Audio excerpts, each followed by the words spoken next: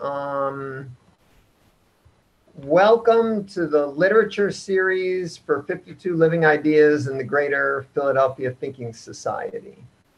Frankenstein is the third work of literature we are exploring in depth. We began in 2021 with Dante's Commedia, then Dostoevsky's The Possessed, then Jose Saramago's Blindness, and in January 2023, next year, we will probably start another.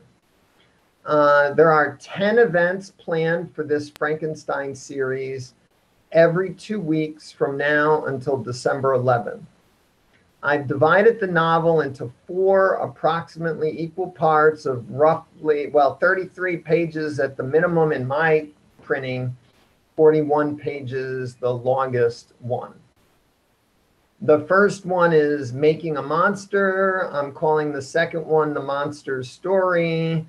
The third is The Monster's Requisition, and the fourth is The Ending.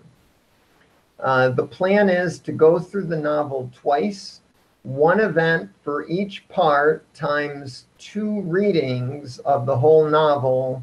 So that's 8 events, each on or about 1/4 of the novel. And then at the end, 2 events to interpret the novel as a whole. There are 3 reasons for this plan. First, the novel is so evocative of themes and interpretations that it will take at least 2 iterations to explore all of the obvious issues that I think I'd like to consider. So that's my main reason, to empower my sub-theme of the art of interpretation. But there's a second reason. To better evoke the art of interpretation, the second reading will be seminal. It turns out that when you reread a novel, even so soon after reading it for the first time, our conceptual scaffolding and our perceptual lenses get transformed by the first reading. The second reading is usually significantly different. So that will help evoke some of this idea of the art of interpretation. That's a sub-theme I'd like to engage. And finally, Mary Shelley published 3 editions in her lifetime. The first and most radical, but sometimes a little unpolished, was the 1818 edition. In 1824, the second edition was textually identical to the first, but it was divided into 2 volumes instead of 3 volumes in the first 1818 edition. And finally, the most popular 1831 edition includes substantial revisions to the text, but the plot is essentially the same, pretty exactly the same. If we're going to bother reading the novel twice to help us explore the art of interpretation, I figured we might as well look at how Mary Shelley herself changed her interpretation in that 1831 edition. But I'm not going to overemphasize the different editions. You're free to read whatever you want, although I am recommending we start with the 1818 edition. But there might be a few of you that choose a different edition. That's fine. My aim here is to highlight the art of interpretation and not get into the minutia of comparing editions. The agenda has 3 parts. In the first part, I will be inviting participant observations and interpretations of today's reading. The reading for today's event was the letters at the beginning and the first 4 chapters for the 1818 or 1824 edition. If you're reading the 1831 edition, that's chapters 1 through 7. My request for participant observations and interpretations, this first segment, is restrict your comments to just the first fourth of the novel, which ends with the chapter where Henry Clerval nurses Frankenstein back to health after his nervous breakdown. I request that no spoilers. So let's save people who may not have read this. I know everyone knows the story of Frankenstein, but you probably don't know Mary Shelley's version unless you've read it before. And in the hopes that some people, you know, we don't want to spoil the ending and the middle and all that. I request that for this first segment, you limit yourself to 2 minutes of observations, reflections, or interpretations about the first quarter of the novel. If you restrict yourself to just one substantial observation, I'll let you go over 2 minutes. One substantial interpretation. But if you want to just share a laundry list, please limit it to 2 minutes. I want to hear from everyone. I'd like everyone's contribution, what you observed, any reflections, or an interpretation. But since I'm highlighting interpretations, if you go for an interpretation, I'll give you a little more time. My goal here, as I said, is to hear from everyone who can restrict their comments to the appropriate part of the book. If you haven't read the book and you don't know where the first quarter ends, I want you to participate, but in the breakouts and in the Q&A at the end, this participant observation and interpretation segment is for the people who can restrict to the first quarter of the novel. Okay, and then, as I said, we're going to have a breakout where the video recording will be off, and you can continue sharing observations and interpretations, and hopefully begin formulating questions about the novel or its many interpretations. So we're going to start with this first segment to share your observations, reflections, and interpretations about the first fourth of Mary Shelley's masterpiece, Frankenstein, or the Modern Prometheus. Please put an exclamation mark in the chat. If you didn't notice, in the event description, I included a list of themes that excited my imagination when reading this section of the novel.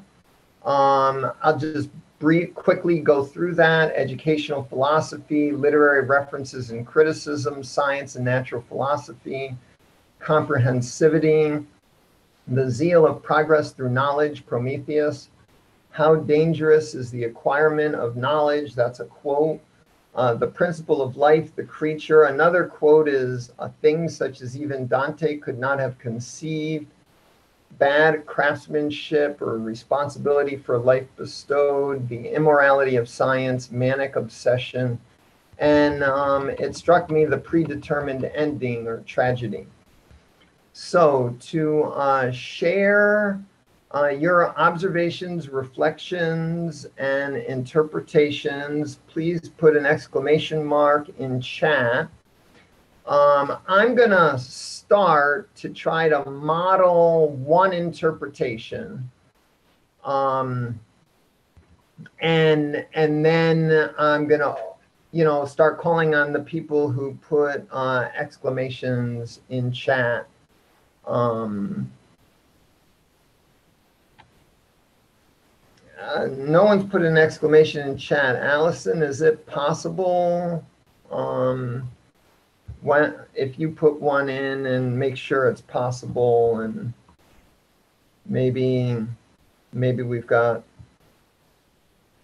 Oh, good. Thanks, Vanessa. Okay.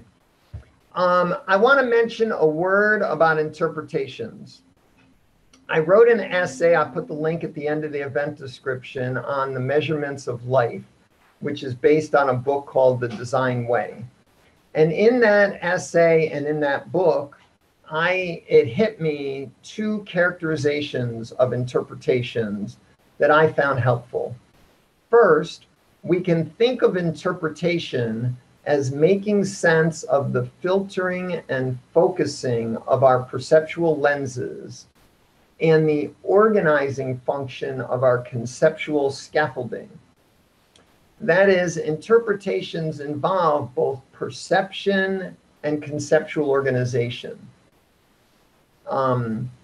And secondly, there's a quote from the book, quote, "A picking and choosing of what is to be considered and in what way." That is, by choosing what to consider and how to consider it, we make an interpretation. So I wanted to share that. I'm going to highlight my interpretation of just one piece. It's a parochial interpretation. There are many other ways you could interpret it, and I hope maybe you will. But I wanted to give an example, and then I'm going to call on others in the order you put an exclamation point in chat to share your observations, reflections, and interpretations. Okay, so to me, it was fascinating that Shelley includes Cornelius Agrippa, Paracelsus, and Albertus Magnus as prominent natural philosophers for Frankenstein's education. Shelley is correct. Medieval and Renaissance polymaths with alchemical interests, like Cornelius Agrippa, Paracelsus, and Albert the Great, did contribute to modern science. Patricia Farah's book, Science: A 4,000-Year History, tells the story if you don't know it. So this interpretation I'm trying to build starts with the science. What is Frankenstein's critique of natural philosophy? That's what I'm... Now, the word scientist wasn't coined until 1833, 2 years after the revised edition of the novel. They had the word science, but not scientists, so she calls them natural philosophers. And why? We know that Shelley considers natural philosophy to be a key theme in the novel because in chapter 1, which is chapter 2 in the 1831 edition, the multiple editions complicate giving references. But for today's reading, chapter 1, Frankenstein tells Robert Walton, quote, "Natural philosophy is the genius that has regulated my fate." And we know already that in letter 4, Walton's crew rescued Frankenstein from a floating iceberg on Walton's voyage heading to the North Pole. And we learn in that letter, quote, "His limbs were nearly frozen and his body dreadfully emaciated by fatigue and suffering. I never saw a man in so wretched a condition." And there are other clues that this novel is not going to go well for Dr. Frankenstein. In chapter 4, when the creature comes to life, Frankenstein tells Walton, that's the conceit of the novel, is that Frankenstein is reporting this to Captain Robert Walton. Quote, "I had worked for nearly 2 years for the sole purpose of infusing life into an inanimate body. For this, I had deprived myself of rest and health. I had desired it with an ardor that far exceeded moderation. But now that I had finished, the beauty of the dream vanished, and breathless horror and disgust filled my heart."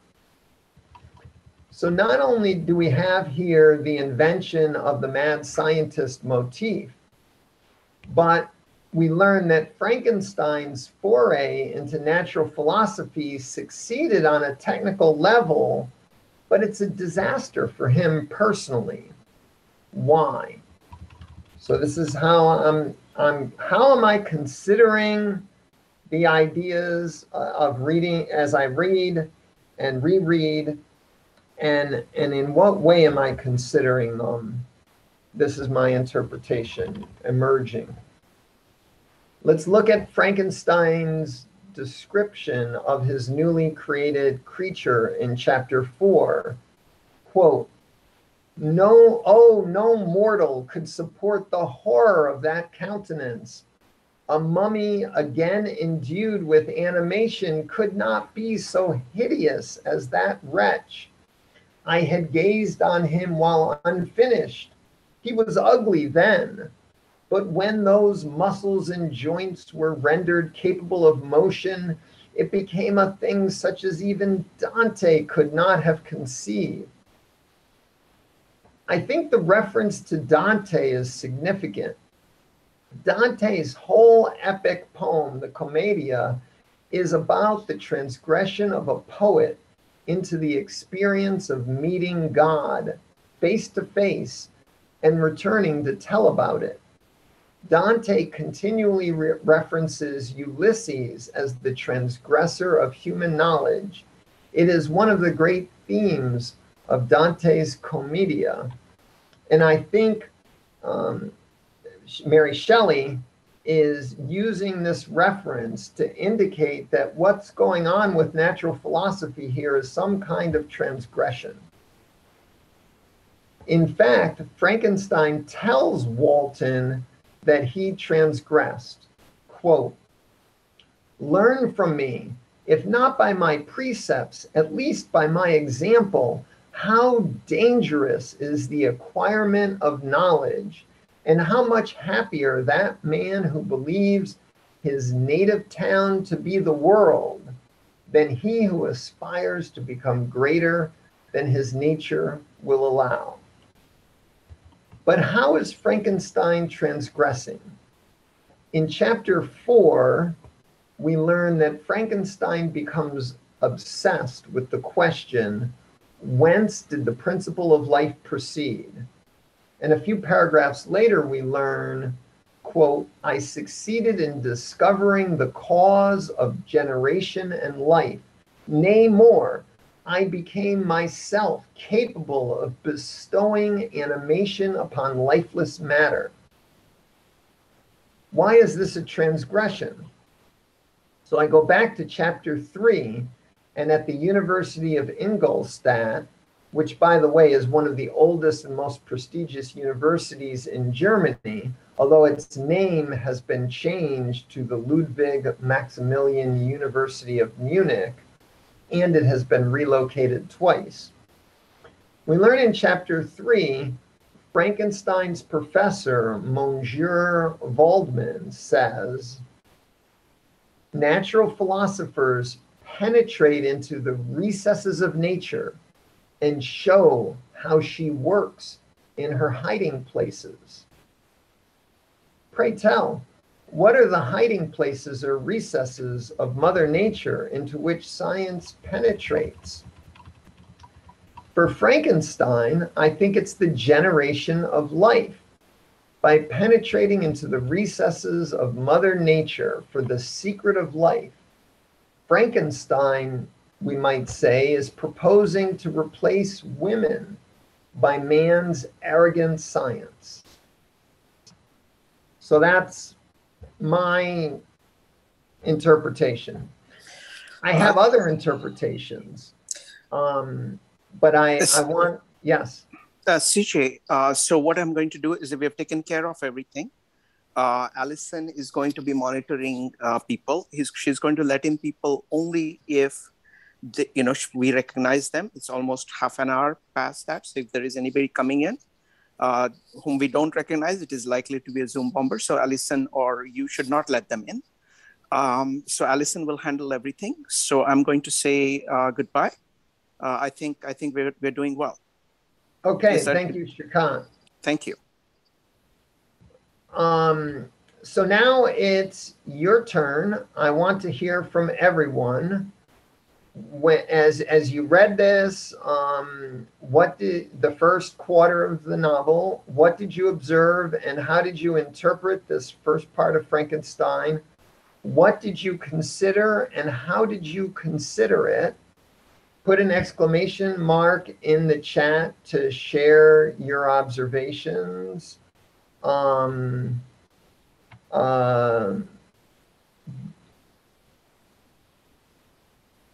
Yes, Madeline Shrikant asked me to make it so no one could change their names.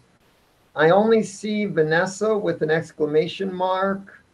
Um, am am I missing anyone else? Uh, Vanessa, 2 minutes for your observations, reflections, and/or interpretations of the first quarter of Frankenstein. A tough act to follow. You've got quotations that you read from disclaimer. This is the first time, except for the monsters and the movies, I've actually read the first part of Frankenstein. Um, I will say there's a lot of foreshadowing in that, and even like it's gloomy and doom from the get go, and even the thing with a lot of psychology is brought into it. Um, and even like I think of with the kid, if you say someone don't do that, it's almost like, well, now I'm going to go do it. Then you get the bias building upon thinking, oh, this is, this is sacrament and like holy to me to realize, wait a minute, maybe you're less like you're going to hold on to that longer. But even I went as far as I was reading it to almost like addictive behavior. Like his physical health was seriously deteriorated, losing track of time, and even that, okay, he lost out his favorite season. Like it's a lot of beauty was described as well. Appreciating the family, appreciating love, what you see in nature. Um, but even the thing with like early on with I think that got him interested in this in science was uh, uh, the foreshadowing with the lightning bolt. I when we're little, I remember in the movies, lightning is key towards the end of it. So these elements that are just kind of thrown in there and like you kind of think, okay, well, you maybe wonder what's going to be happening next. You maybe have an idea, and even you would I guess both the obsessive and the addiction is uh, the altered beauty. I mean, he's describing this yellow thing. I would think that's someone with jaundice, but he's just describing that to be a beautiful creature. And I don't know anyone with yellow skin that's considered as healthy. So even you've got a skewed perspective perspective of that. And also, like I think, with you did mention about the educational, um, I can't belief for the practice at the time, kind of like you were discouraged. Just do what you're trained, what you're gonna do with the job. Just look into that. Everything else is kind of folly, and it's maybe reserved for the few. But I still think how there were respect. There's still respect out there for some that seem to know a lot. They realize they respect those that maybe don't know so much. Like there's so much more out there to explore. So like I'm kind of bombing this, so maybe move on to Bob. Maybe give me more. I think it was that bomber in the beginning with, oh my gosh, that was kind of maybe a sequel of what we had this morning. So thank you, Vanessa. Bob, your observations, reflections, and/or interpretations on the first part of Frankenstein. Hi, CJ and everybody. I was looking at a couple things, or trying to go over in my mind a couple things. One about, you had mentioned about the science slash natural philosophy that's involved. Now, I'm not familiar with the works of Agrippa and Magnus, or Albert Magnus, but I gathered that just from the manner in which. Yeah. Bob, people are having trouble hearing. Could you move the microphone a little bit closer? Okay, sorry. Is that better? Yes, much better. Okay, sorry. I'm just, as I'm thinking about the science of this, I was sort of going with the fact that I am somewhat ignorant, or very ignorant about Albert Magnus and Agrippa and their views, or what natural philosophy was in their minds. And yet this is post Newton, certainly.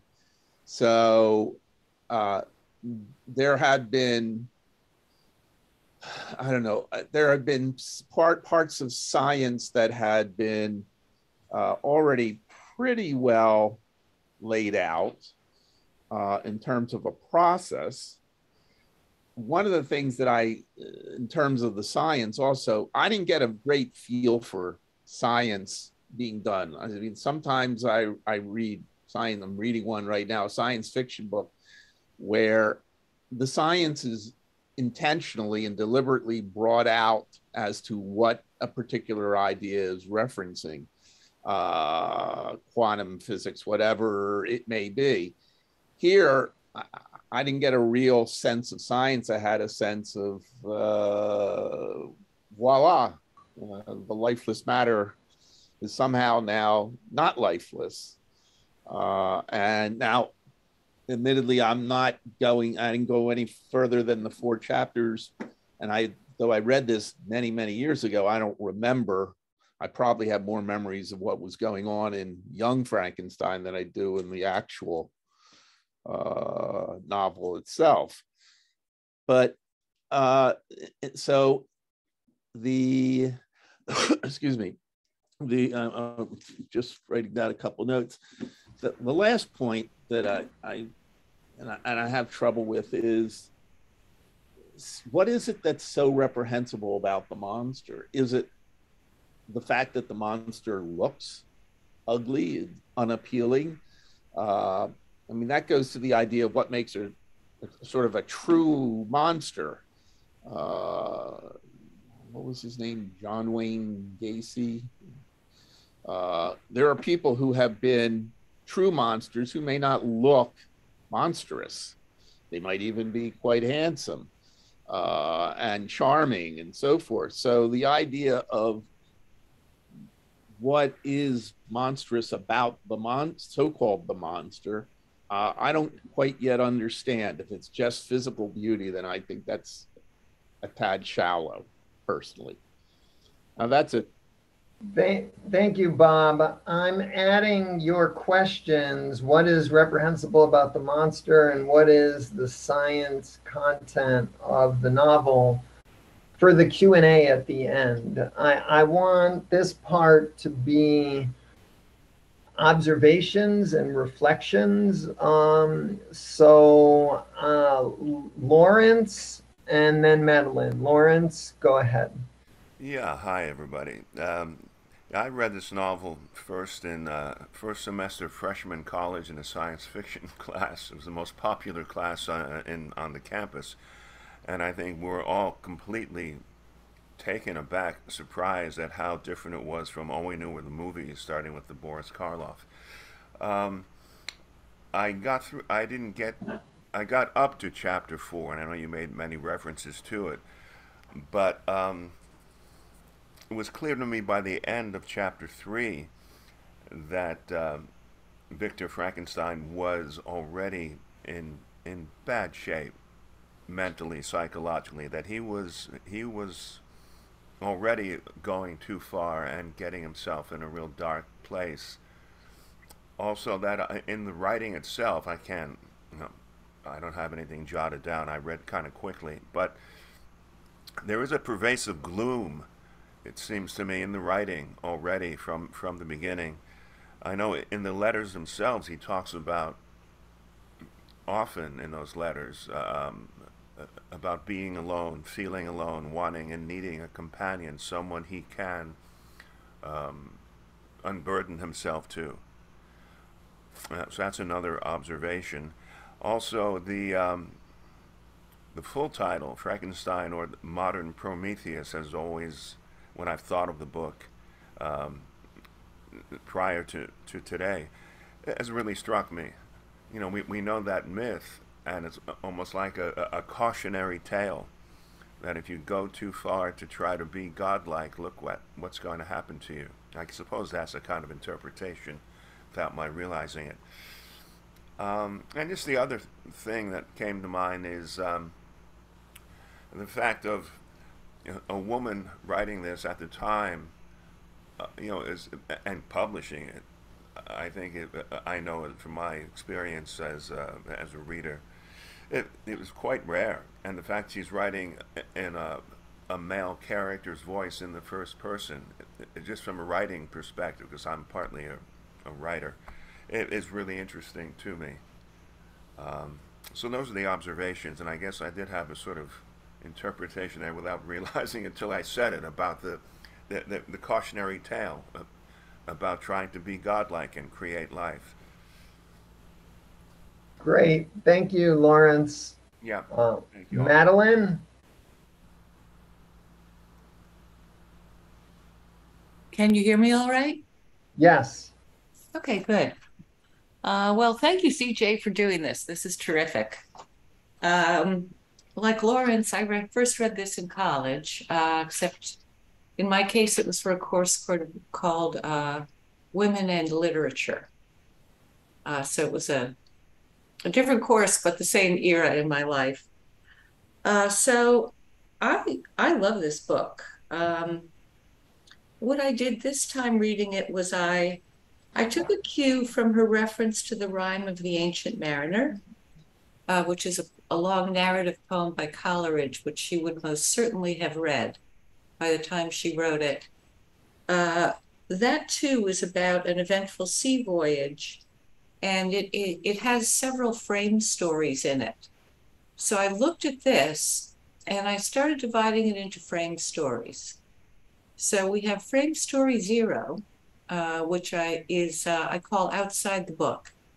So that is the world of Mary Shelley herself, what was happening in the world of science and world events when this was going on, and the stories that we tell about her. Then there is frame story 1, which is the letters of Robert Walton to his sister. Then we get to frame story 2, which is Victor Frankenstein's narrative. So that's where we're at this point. I found his creation to be a truly powerful and multivalent symbol.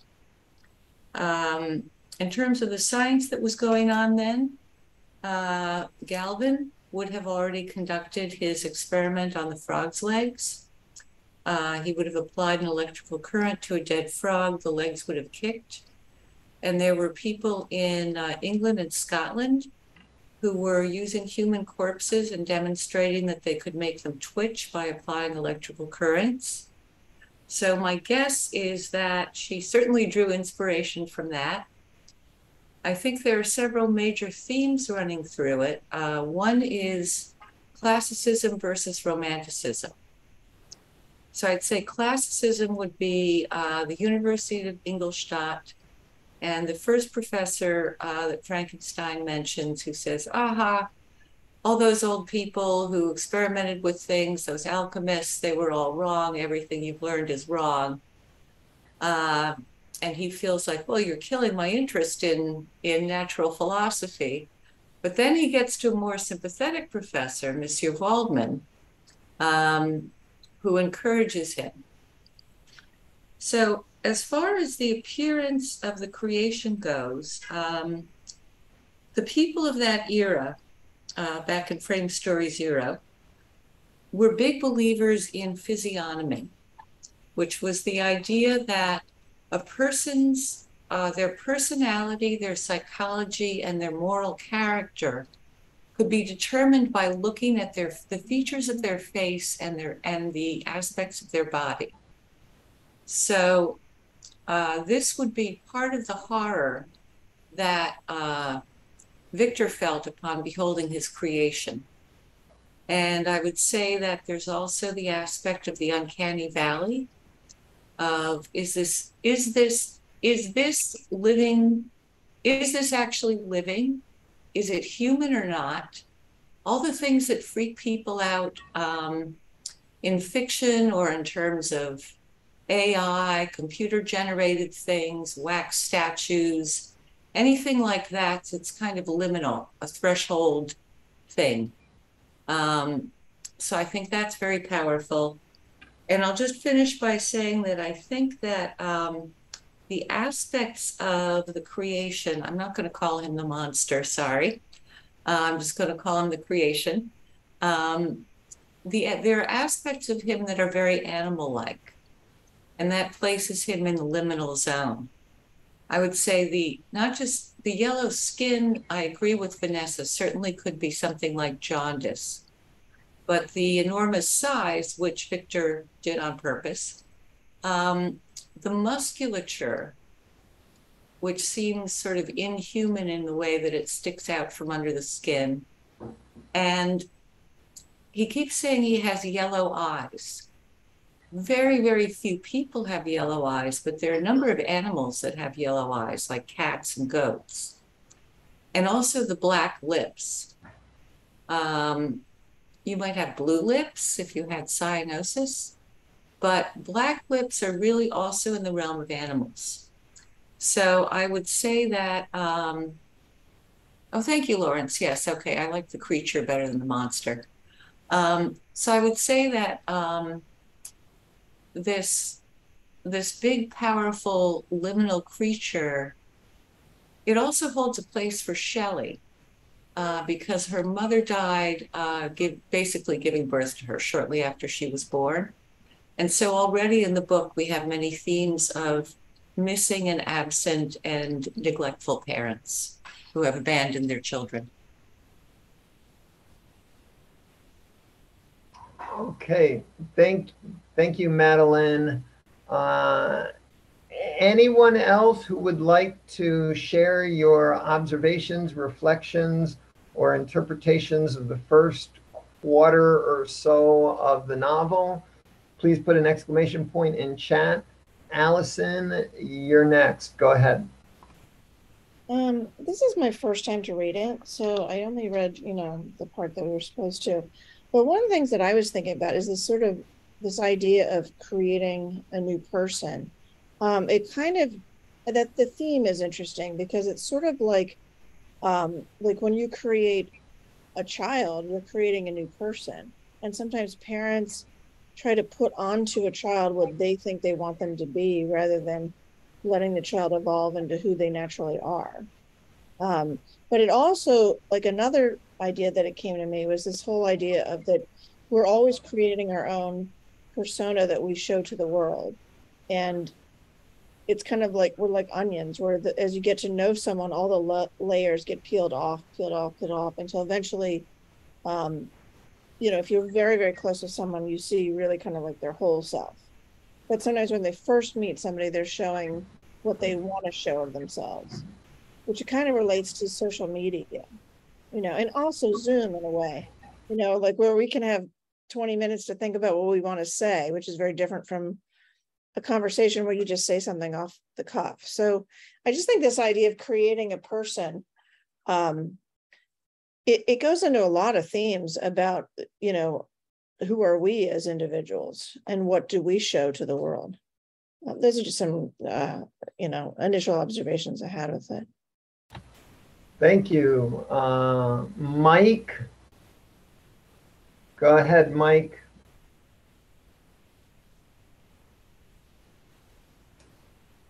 Mike, I'm not hearing you. Can you hear me now? Yes, go ahead. Okay. There's an echo here. I wonder why. Somebody has a mic open, but that's all right. She had an interesting life, as several people have mentioned. She kind of was a women's lib, free, radical, and her husband to be was already married when she had her first child with him to somebody else. Her father was a political activist who believed in changing the entire social order. So she had a very interesting informal education. Her husband to be, who later became her husband, was a noted poet, and she was his agent and got to know a whole lot of the publishing people at that time. So that's how a woman in the 1800s could get published without masquerading as a man. That was okay. How did she learn about Frankenstein and all the science involved? Her first child was stillborn. And at that time, as is now, everybody from Jonestown and whatever, there are a lot of messiahs running around who are the new incarnations of Jesus who can raise people from the dead. She ran into one of these guys, a guy named Dr. Jacob Frank, who operated as a messiah with a Jonestown type following under the name of Shabbatai Tzvi.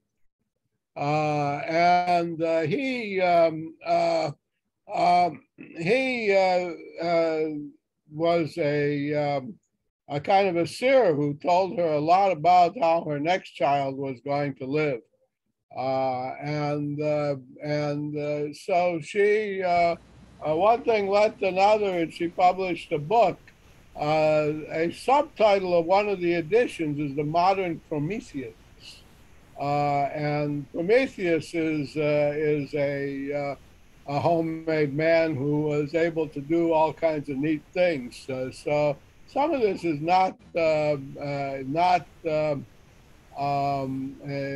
unique with her, but she coded it up into a thing that would go. Now, an Eastern Europe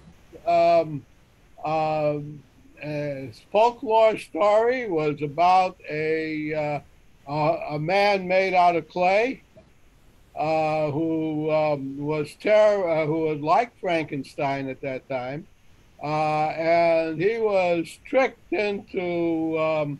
He outgrew his master's shoes, and he was tricked into saying he'd be more effective if he took his shoes off. So, Mike, do you have any observations about the reading, the text? Yeah, the science came from things that were in the law at that time, because that was after Newton, after Benjamin Franklin, who was editor of and Madeline added some things to chat about that. So at any rate, she got the material out of material that was involved, and her life story as an activist and as a feminist activist led her, and was daughter of a political activist and wife of the poet. So that's my reflections. Thank you, Mike. Doug, and anyone else? We're going to go to breakout room if someone else doesn't put an exclam in after Doug. Doug, go ahead. Well, I'm trying to look at just the events, what actually happens, what's the actions of the play, and then move to interpretations. But it starts with an adventurer going to the North Pole, where he meets other people who are at this extreme edge of the planet, kind of the far north. So that's striking to me. The other is that it starts with the death of a father, a woman's father, and that leads to her marrying Frankenstein's father. And then her death has a huge impact on Frankenstein later. So there are these series of shocks of a death of a parent, another death of a parent. And then there's this bolt of lightning that comes in there that destroys a tree. And this is a period where electricity was in the works. But it also strikes me that it's very much about a biblical exploration of forbidden knowledge and eating the fruit that gives you the knowledge of good and evil, and the theft of fire by Prometheus, who he does a forbidden thing and gives it to mankind. So it really is about this double-edged sword that knowledge comes from doing the forbidden. And certainly Shelley and Byron, her husband and his best friend, were notorious for doing what was forbidden. So there's that in it. And then there's the science of it strikes me is that I realized this time through, because I read it a few years ago, is he talks about that he animated material thing, gave it animation. And then he tries to figure out how to build a framework to take the animation that he knows he can create. And so there are two things. He creates sort of some building blocks of what life. He turns something that doesn't have life into something that has life. And then he builds a framework for taking that life. And it's that framework that is what horrifies him ultimately. But then that's in the first part. There are other things to it. The only other thing I'll add are two little things. Ingolstadt was where the Illuminati were born. I just tried to look up the city, and that's where they were born in the Enlightenment in the 18th century. So it's interesting that Frankenstein is born there. I got a pencil as a gift of a gathering of poets yesterday. A guy's leaving town, and he put a quote from Baudelaire, which is poetry is, and it was just thief of fire in French, thief of fire. So the poet's job is grabbing fire. And then the only thing I'd add was, I think the monster is horrifying. I realized this time too, because the skin is thin, so you can see the mechanism of the muscles and all the connective tissues under the skin. You can see through the skin to the mechanism beneath. And that seems to be one of the horrifying things. And then the other is that it reminded me of the Urey Miller experiment. Harold Urey was a Nobel Prize winning chemist who worked on the Manhattan Project and then later for the Salk Institute. But one of his students devised an experiment of taking ammonia, methane, hydrogen, throwing it into an electric spark and water, and that it creates amino acids, which people consider now to be the building blocks of life. So was trying to create what in early days was the spark that created life. And so in a way, that's what Frankenstein does. It's like 200 years before he's doing the Urey Miller experiment, and then he's trying to build a framework to use that principle of animating what is inanimate. So I'll leave it at that. Those are the constellations of things that struck me. Great, thank you. The only other one is I said this, but I think it's important. To create life, you have to study death. So the double-edged coin of life and death seems really central to this, as central as good and evil, which seems to be. Yeah, that's it. Thank you. I'm going to set up breakout rooms, and Shrikant said I should set a timer, and I think we're going to go for 20 minutes, I think. I'm going to create 2 breakout rooms. Allison, I'm going to put you in one, and I'll go in the other. And I don't create breakout rooms often, so this is... Is there a topic in particular we should just... Oh, yes. I have some notes. Let me find out what I put in my notes. I didn't put notes. So I ad-lib. I continue with observations, reflections, and interpretations. I especially want to look at interpretations. So, Allison, if you could prompt your group for interpretations if the conversation lulls. Okay. Also, when we come back, we're going to be doing Q&A. It's often helpful if you can explore questions in the breakout so that when we come back, we have refined questions. Okay. Okay. It's okay to do some background, historical and whatnot, as Mike did and I did and others, but I think it's most interesting to stick a little bit to the text if you can. What we're going to do when everyone gets back is formulate questions. So while we're waiting for the other room to join us, what questions do you have about the novel at this point, considering the first quarter?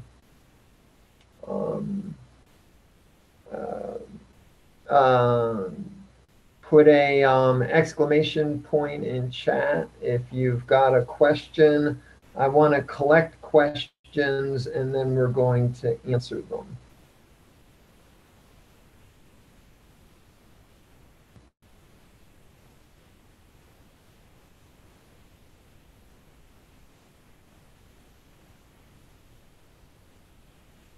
Okay, everyone's back. We are collecting questions. If you have a question about Frankenstein, the reading so far, please put an exclamation mark in chat. I'd like to collect your questions. Vanessa, get us started. Yeah, I shared this in the room, but I was thinking, what was the significance of, well, I use the term early loss of his mother. I mean, he hadn't yet really lived as an adult. And also you kind of had the emotion, the human over science. And they begged her not to hug the child. And also you think usually a sick child is more vulnerable to a major disease like scarlet fever, yet it was a parent that died. Well, I mean, was there some desire, okay, I want to either bring her back, whether that was subconscious, was there any significance to that, whether creation of, the creature, or even how he lived out the rest of his days? Or was it just something that made the story nice or intriguing? I want to say nice, and one's parent dying is nice. So the significance of the loss of the mother. Thank you. Allison, your question. Yeah, we were talking about Frankenstein's appearance. So it made me think, how does someone's appearance affect our expectations of their behavior? Affect expectations of behavior. Okay, any other questions? Put an exclamation mark in chat.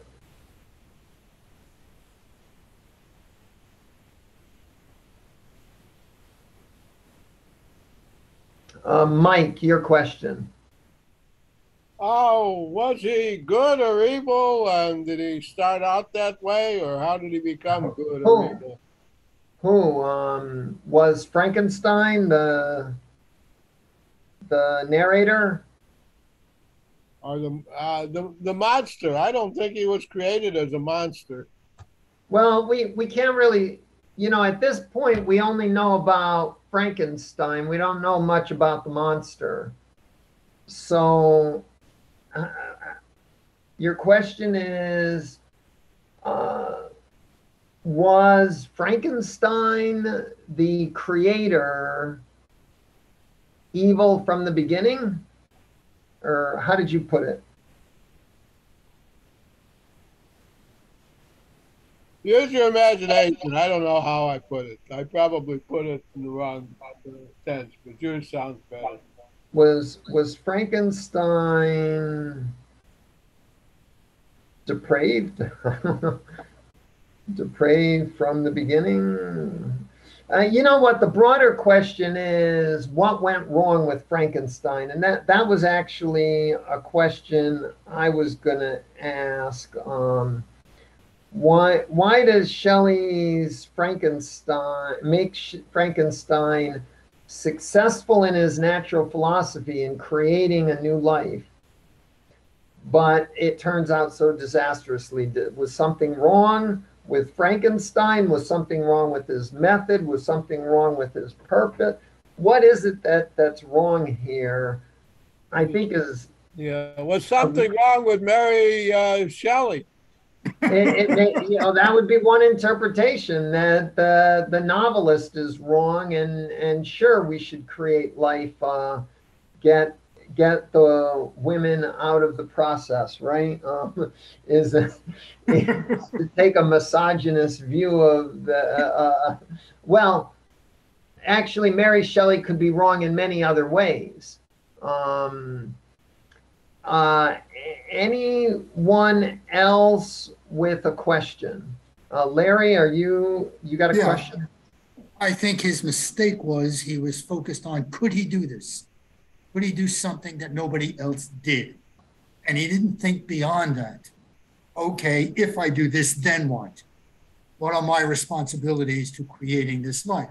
And he never went there. He just focused on, he focused on the process. And my fear about this, and I think the brilliance of the book is, it's happening today. And I think in the field of artificial intelligence, that's exactly what they're doing.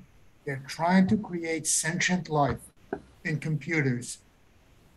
And my fear is, are any of these people thinking of the consequences of this, or their responsibility towards it, or just can they do it?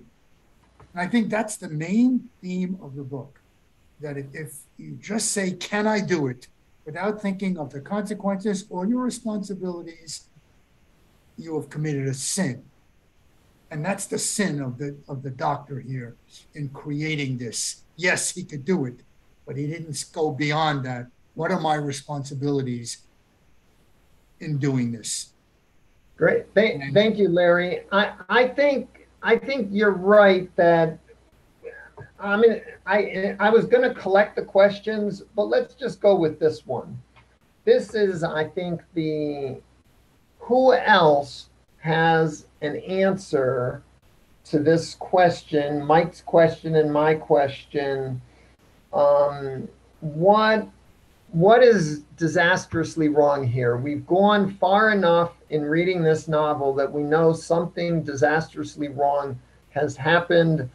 Frankenstein creates the creature, and it's a disaster. Why is it a disaster? How do you interpret the disastrous results of Frankenstein's creation? Vanessa, put an exclamation in the chat if you want to add your thoughts. Vanessa, go ahead. Actually, I was going to raise another question, but my question is an answer to the one you just raised, is what led to the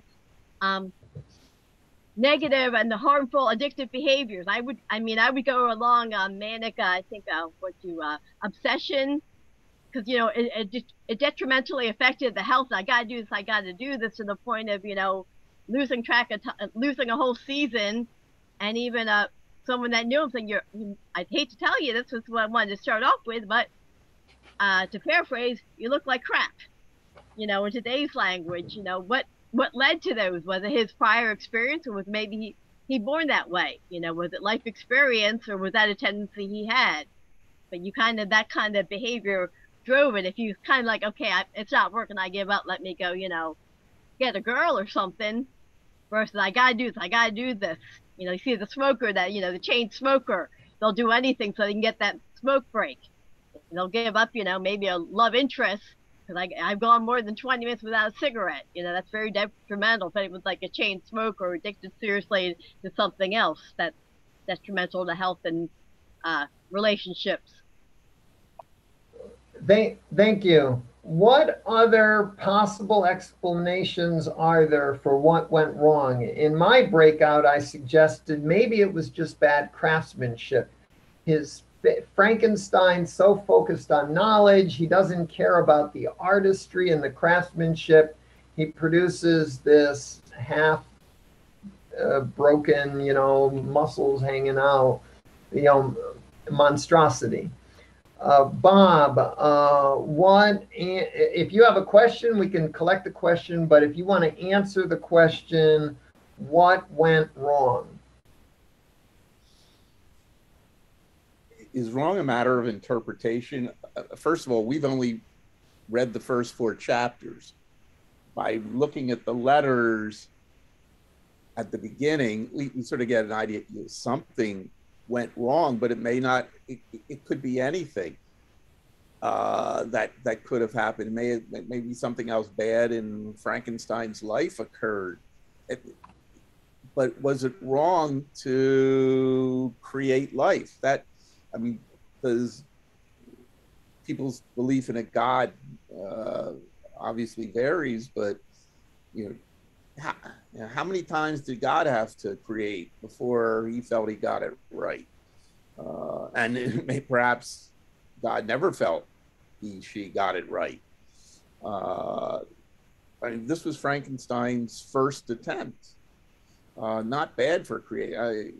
If you've been on an engineering project, you know very frequently the first time you try to do something, it doesn't work, and you have to debug it. So it took him 2 years to do it. I mean, he had a lot of failures along the path. I don't get the sense of the failures, like the leg doesn't. What was considered a failure? Well, it says in the novel, I forget where, I'd have to search, that I get this. I remember reading that he tried and tried again, that things didn't work. They didn't work. Finally, he's up at 1 in.the morning, and the yellow eye opens and the muscles quiver. But he was working hard at it for 2 years. So there was a lot of trial and error in the process, and in my reading, I felt that. I'd like to try to gather more possible reasons why Frankenstein's creation went wrong. Anyone else with an idea why it might have gone wrong? Mike? In today's world, I don't think they would consider that as creating life, because he started with living things. If you wanted to, in today's world, when they think of creating life, they start with raw carbon or raw silicon. It doesn't have, or sulfur. They don't start with something that once was living. Thank you. Put an exclamation mark in chat if you have an answer to our question, what went wrong with the creation? Larry H. Go ahead, Larry. What went wrong for me is he's trying to cheat death. He's saying, hey, I could take dead bodies and create life. And I'm like sitting back saying, wait a second, there is one single truth that we know, and that is we get old, we get sick, and we die. And he is trying to violate that law, that rule. And that's the only truth there is, really, of death and taxes, that type of thing. And I'm like saying, wait a second, you can't cheat like that. You can't, we're not immortal. You can't, we can't go there. That is not our province. We die. There's no escaping. No one gets out of here alive, so to speak. And I think Frankenstein's sin was he tried to do something that he had no business doing. Science should not go there. And I think that's kind of like the message of the book. There are certain places that science should not go. And we're struggling with that now. When does life end? How long do we keep people alive for, and under what conditions, on and on? And what Frankenstein is doing is saying, I'm going to create immortality. I'm going to cheat God of death. And I'm like saying, no, you can't. Death is inevitable. That's all. I like that interpretation. Thank you very much. Madeline, Doug, Larry, K. Madeline, go ahead. Okay, so what went wrong? The perennial human question. I think there are two things, two different approaches to that. One is something that you said, CJ, which was you used the word depravity. And I know that in Christianity, I'm not sure about Catholicism, but it's certainly in the more severe forms of Protestantism, people are born depraved. We are born sinful. We are born separate from God. And it's only through the grace of God that we are going to be redeemed and go to heaven. And there's no way to know if you are one of the elect or not in this lifetime. So I think depravity is one thing. Just the essential sinful nature of human beings is one thing that could account for Frankenstein's sloppy craftsmanship, his rejection of his own creation, etc.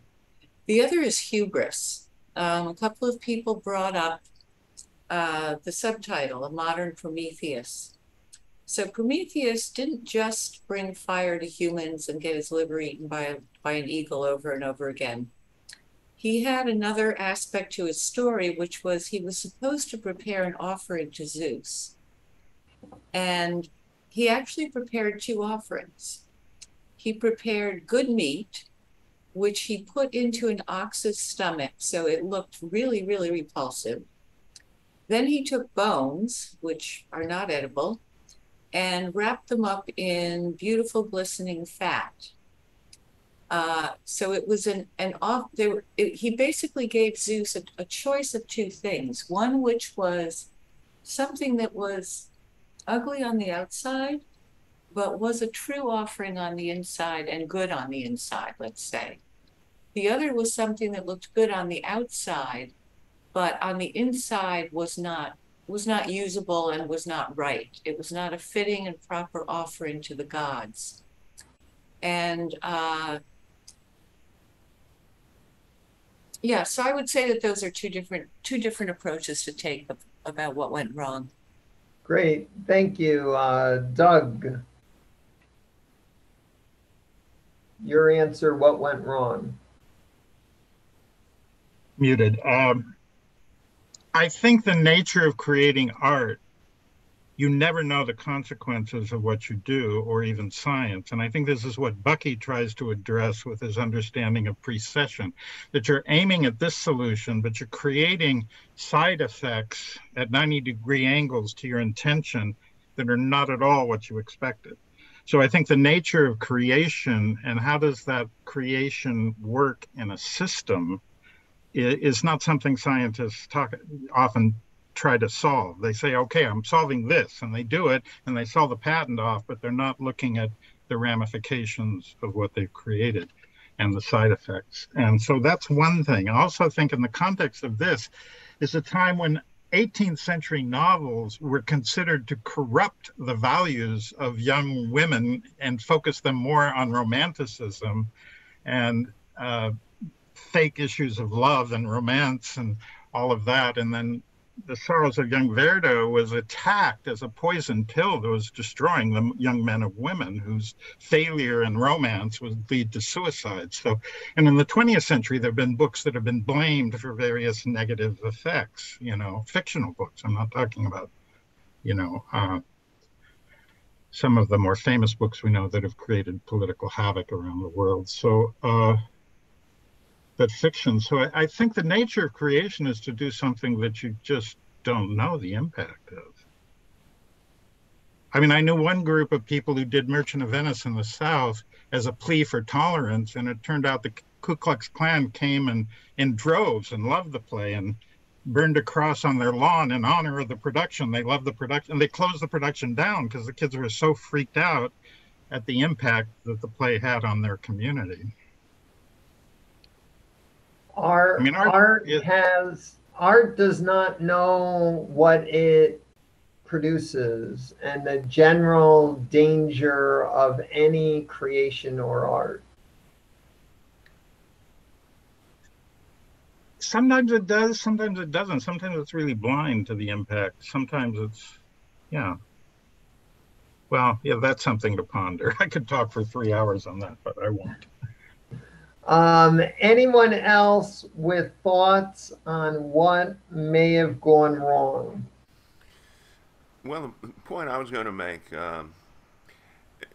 I guess picking up on what the other Larry H had said, not thinking through consequences, not even thinking ahead of time, really, of anything, not asking the kind of questions we're asking, but just being so obsessed with this idea of creation, of creating a human being, and not saying, well, wait a minute, is this wrong? Is this a mistake? Am I trying to play God?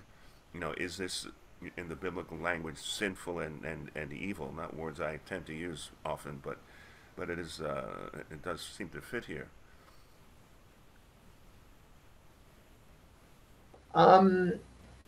Was there anything in Frankenstein's education that might have presaged what went wrong, or when in Frankenstein's education did the wrongness come in? Anyone? The minute he was abandoned. When he was minute abandoned? The minute that he abandoned the monster, the creature, his creation, that was the sin right then and there. You don't abandon children. If he had loved his creation and educated it and just was there to alleviate the loneliness.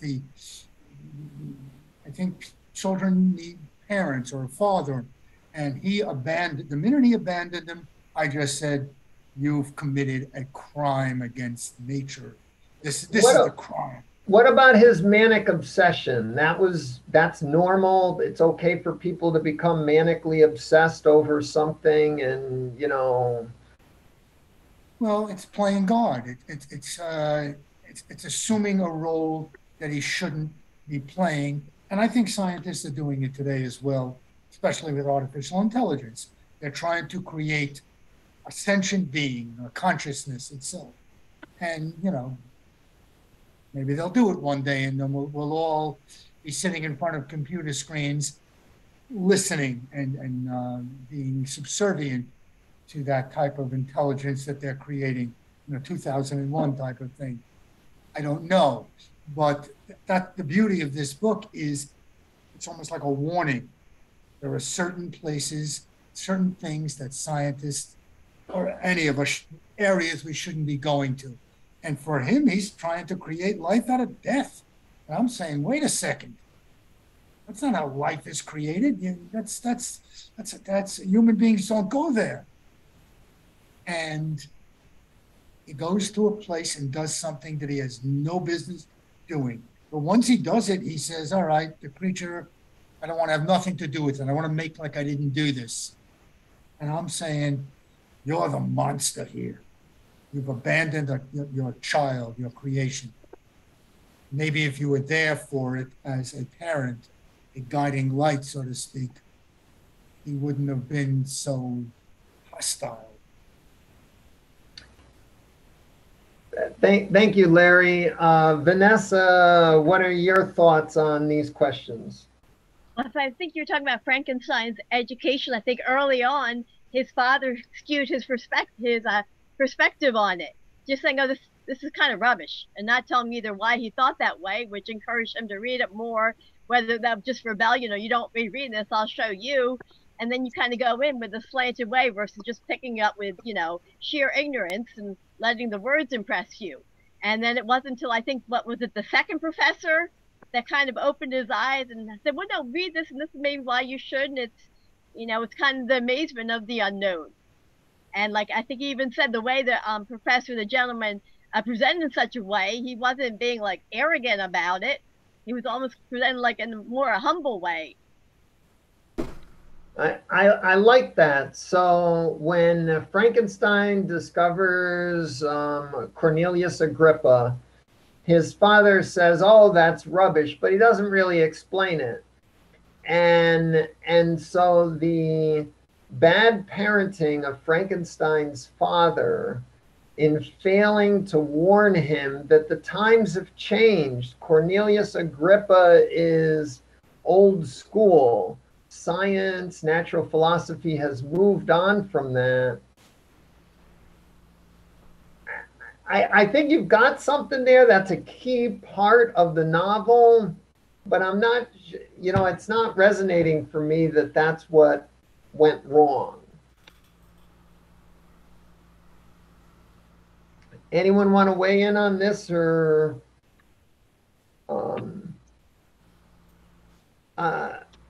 in my comments earlier, I mentioned the quote, "How dangerous is the acquirement of knowledge?"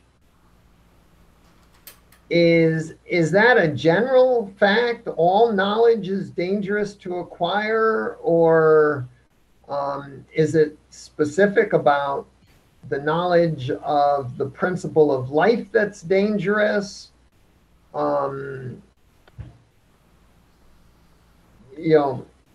Maybe I'm repeating.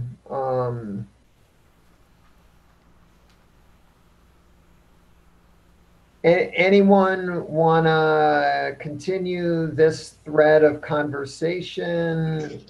Well, I'll just very briefly, I'll say I really kind of want to go into the Agrippa, Albertus Magnus, and Paracelsus, because I think those are people who actually looked at the world around them and moved science forward. And later people were condescending, and maybe they were more, there's various knowledge there that I think Mary Shelley may be suggesting that nobody's looking at it out of the box the way those guys did. And they're all practicing it in the technological, scientific way that actually destroys things more than creates useful tools and things. So I'm very curious what those figures meant for her, because the way they come in, the teachers are so skeptical. But just briefly, I looked up something. Agrippa apparently was very at the head of occult thinking, and then he rejected that and kind of revived Greek skepticism to the point where he was excommunicated, because he went from being this occult kind of thinker to being a total skeptic and giving up science and art as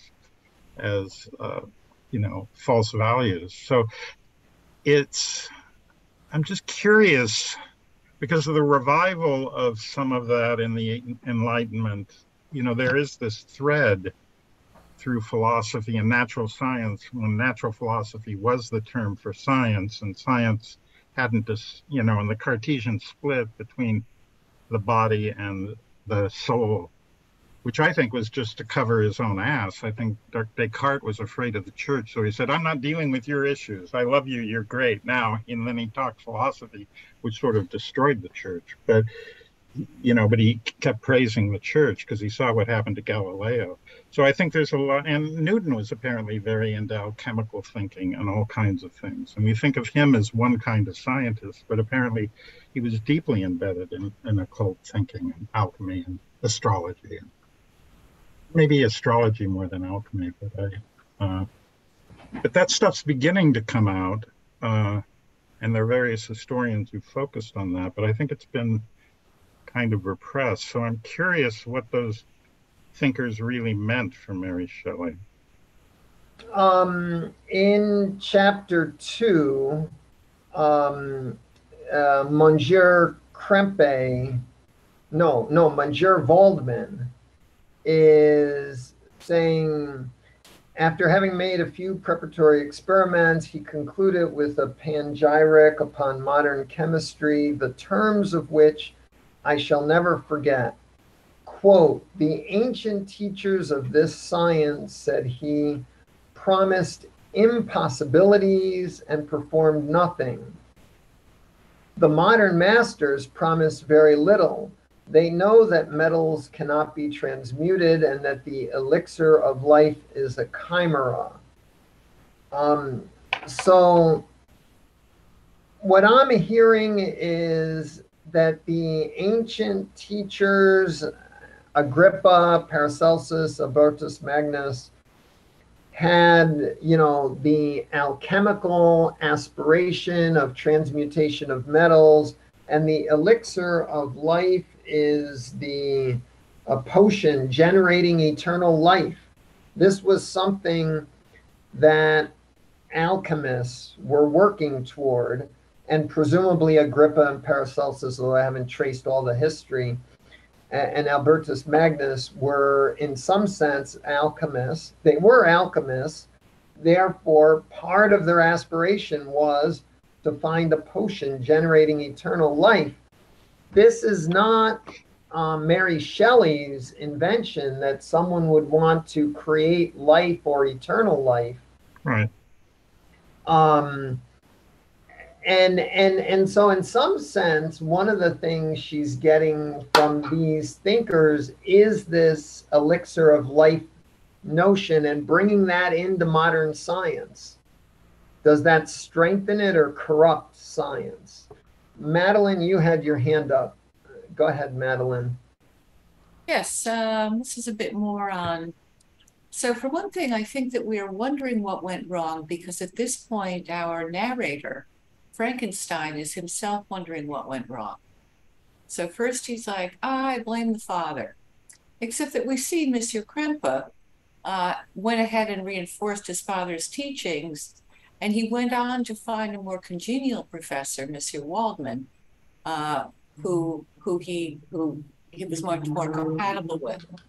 So I think the key to it is that really, I do think that this is about what it's like to be taken over by the creative process. If you've known scientists, they really want to be in the lab. That's where they want to be all the time. If you've known artists, you know they want to be in the studio.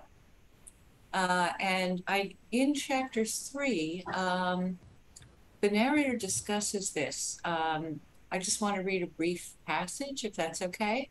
Yeah, go ahead. Okay. A human being in perfection ought always to preserve a calm and tranquil mind, and never to allow passion or a transitory desire to disturb his tranquility. So that would be classicism, right? That would be the ancient Greeks. I do not think that the pursuit of knowledge is an exception to this rule. If the study to which you apply yourself has a tendency to weaken your affections, remember he's abandoned his family at this point, basically, and to destroy, as has Shelley, and to destroy your taste for those simple pleasures in which no alloy can possibly mix, then that study is certainly unlawful, that is to say, not befitting the human mind. Now here's the key sentence. If this rule were always observed, if no man allowed any pursuit whatsoever to interfere with the tranquility of his domestic affections, Greece had not been enslaved. Caesar would have spared his country, America would have been discovered more gradually, and the empires of Mexico and Peru had not been destroyed. That's a great section. Yeah, it's a wonderful passage. And I think, thanks for reminding me of that. It really brings out in my mind, you know, this woman's perspective of the tranquility and equanimity of domestic affections. Tranquility of his domestic affections is the part of that I underlined. You know, he abandons his domestic affections. He doesn't visit his family for 6 years. That is a major transgression, you know. Vanessa. I just had to quickly read and see if this was part of the story in the preface, how she says even the inspiration, how they were like telling tales as they were hiking in the Alps during the summer, and then the friends kind of abandoned her for whatever reason. You know, they may have had their own lives, and the weather was all dismal, and she was kind of left to her own thoughts. And just like you had the Frankenstein, you know, left to his own devices.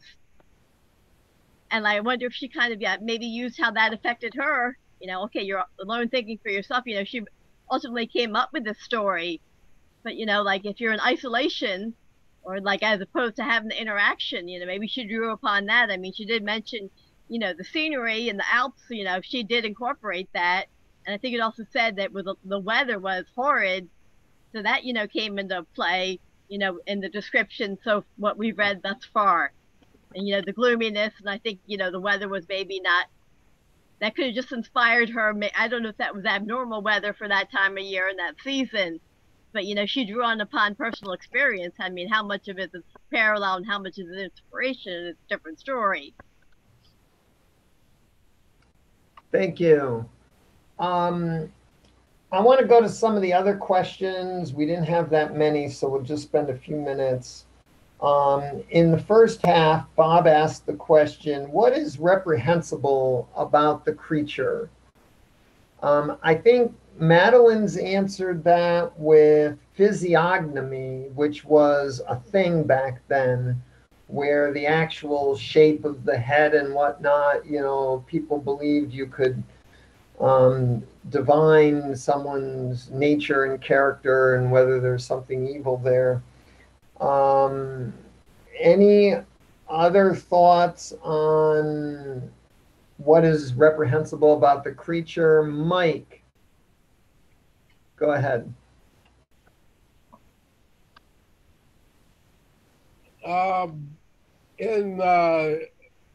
They describe, Mary described him as a sensitive, emotional creature whose only aim was to share his life with another sentient being like himself. He was versed in Paradise Lost, Plutarch's Lives, and the sorrows of young Werther. He found all these books after he learned how to read by finding Victor Frankenstein's diary, and he couldn't understand why people thought him to be ugly. So I guess he was ugly and had that cross to bear. But that essentially turned him into essentially doing things that were ugly. Is ugliness something that should repulse us, or is ugliness a prejudice we should overcome? Maybe the novel is saying the prejudice we have of ugliness is problematic. I guess that's it. He got treated as ugly, so he became ugly, and maybe he didn't really intend to become ugly. Madeline, I don't know whether you want to speak again, or maybe your hand didn't go down from before. Do you have anything to add? Oh, yes, of course I have something to add. What I was thinking about is why he found him ugly. I saw the theme of male love emerging very early on. I'm going to call it male love, whether it's friendship or whether it's something sexual, which wasn't mentioned in the book. I don't know how people of the times would have read into it. But right at the beginning, Robert Walton, in his letters to his sister, was saying, I had these other people on board, here's a description of them, but what I really yearned for was another man who would be a friend of my heart and soul, who would hold my romantic impulses in check. So he's yearning for a male, I'll call him a true companion, a male true companion.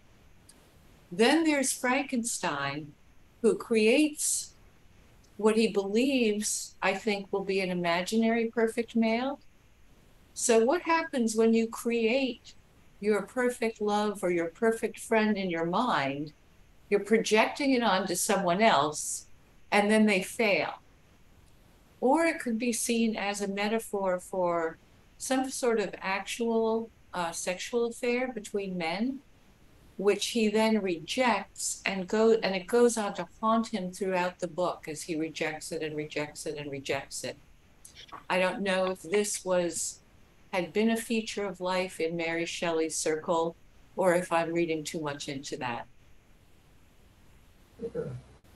I thank you for those thoughts.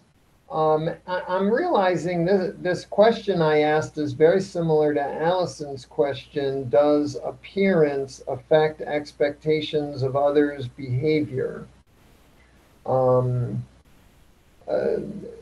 so there's what makes the creature reprehensible, and there's why does appearance affect our expectations?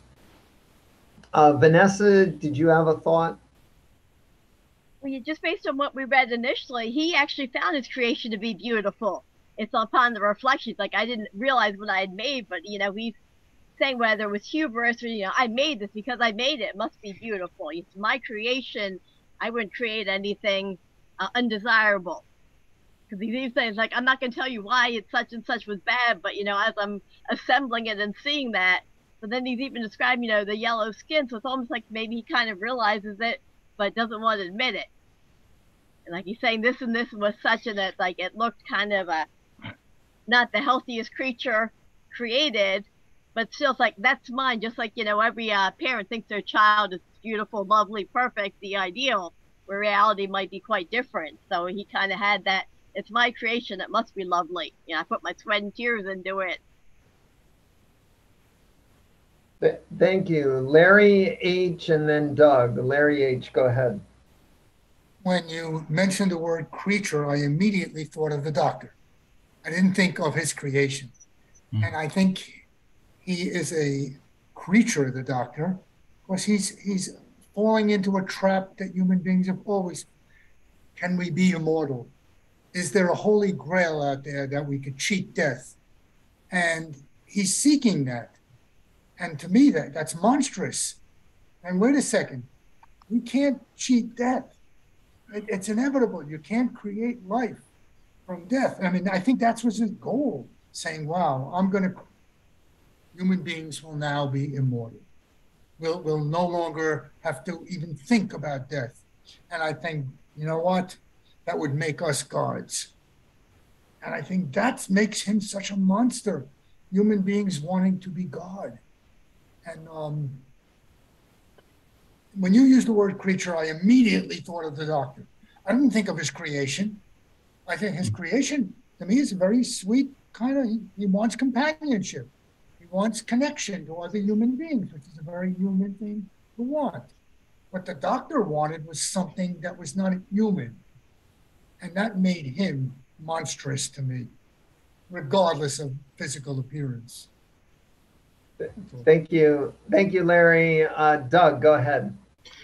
Well, I think the reference to the sexual themes is worth exploration, because at the moment he walks away from his monstrous creation, in his eyes, he runs into one of his closest friends on the street who gives him news of his family. And one of those good friends that these men are all longing for, a good friend in the beginning, in the letters that's mentioned there. But it's also, Nabokov, in his lectures on literature, writes about Jekyll and Hyde as what Jekyll has done that is so bad that he has to hide and then manifest. He has to hide what he's done, and it comes out in Mr. Hyde, is never really referenced. Is it violence? Is it sexual? Is it homosexual? And Nabokov actually brings up that in that context of that time, it might have been. And I'd forgotten, there is an interesting study on Gothic literature called In the Circles of Fear and Desire, or I think that's the name of it. I'll look up and try to find it. And it's a study of Gothic literature as a fear of sexuality, whether it's heterosexual or homosexual. It's like the fear of sexuality and that it will destroy your life. So I think that that was a very good point that was brought up there, I think. Thank you. I'm seeing no more exclamations or hand raised, so I want to put Vanessa's question out there.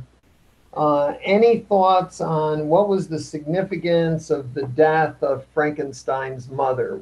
Does anyone see any significance there?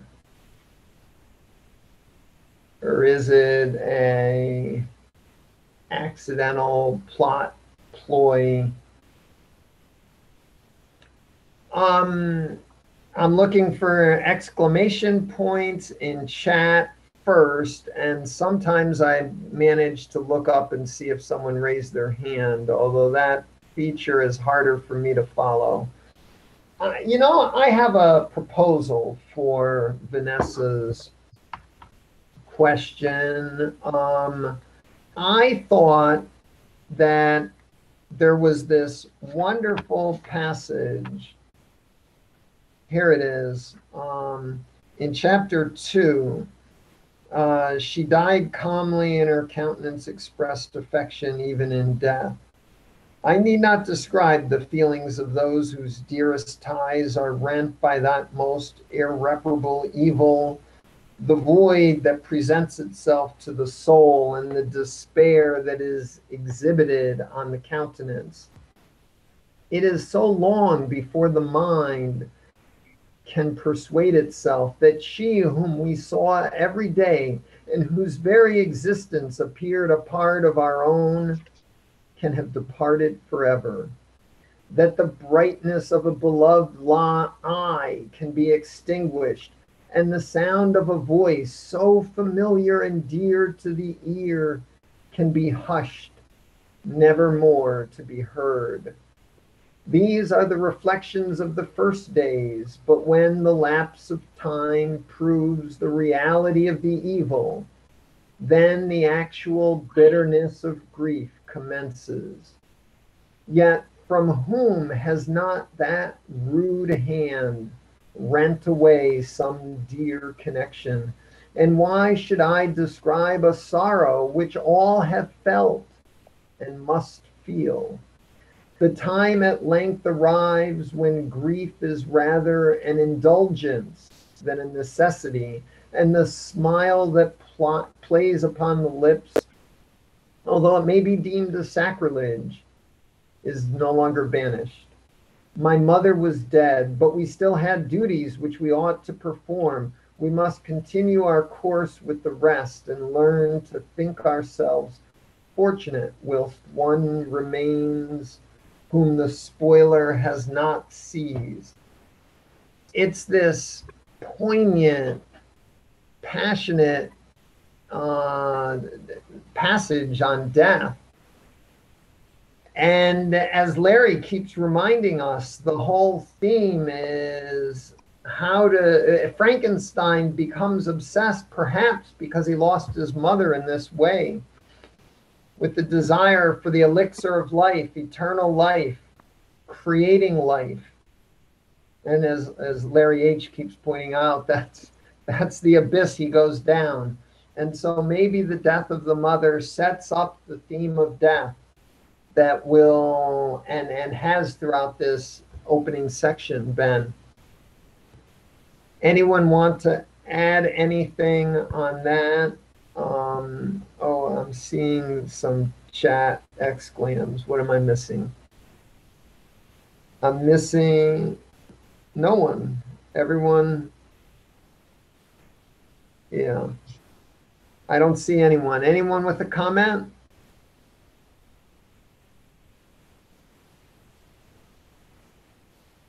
Are we talked out? I think we're talked out. Does anyone have a comment you were saving? Okay. So it is time to end. Next, let me look at my table of contents. Next, in 2 weeks, on August 21st, we're going to be looking at, if you have the 3-edition version, which is the Project Gutenberg. It's volume 1, chapters 5, 6, and 7, and volume 2, chapters 1, 2, 3, and 4. Or if you have the 1824 division into 2 volumes, in the 2-volume edition, it's chapters 5 through 11. 5 through 11. And this is all in the event description. And if you're reading the 1831 edition, the 1-volume 1831 edition, it's chapters 6 through 12. I'm recommending you read either the 1818 or 1824 edition, but there are no penalties for participation. Whatever you read, you're welcome to participate. I will see you in 2 weeks. Thank you very much for your thoughts, and I don't know how to end. Could you Yeah? repeat the chapters in the 1818 version? I wrote down In the 3-volume, are you reading the 3-volume? Yeah, the 1818 one. Yeah, the 3 The volume. 1818 edition was 3 volumes, and it's volume 1, chapters 5 through 7, and volume 2, chapters 1 through 4. That will take us through the creature begins a story, the creature story. Begins his story. All right. Thank you. Okay. Goodbye.